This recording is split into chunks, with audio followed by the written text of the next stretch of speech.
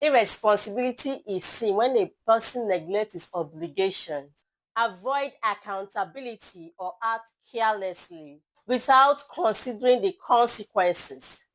In fact, irresponsibility is the opposite of responsible. Irresponsibility is mostly seen in an individual who acts carelessly over things around him and over his own personal being. Now I'm going to be telling you a story. A friend of mine told me a story, what happened to her.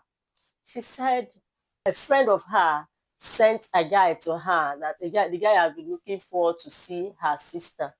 So she decided to introduce a friend to this guy. So when they now booked a date to meet, they've been talking on phone severally.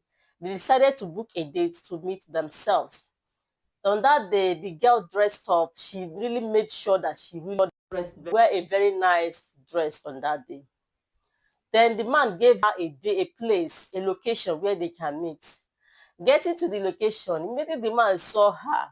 Instead of the man to acknowledge parents, the man couldn't even look at her face. The girl walked to him and said, "Are you Mr. Johnson?" Because of the intimidation, he was not bold enough to say, "Yes, I am Mr. Johnson." He said, "No, I am not Mr. Johnson."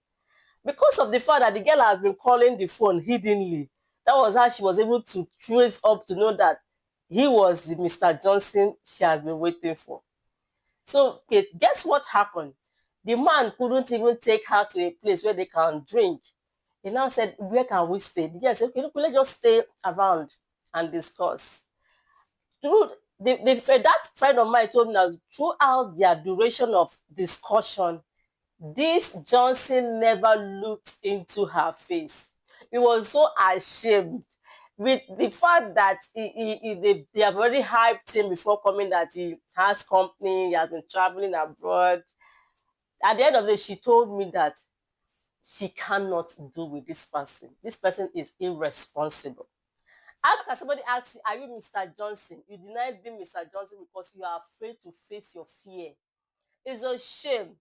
There are several of us, we take things for granted. We don't want to know the emotion of the other person.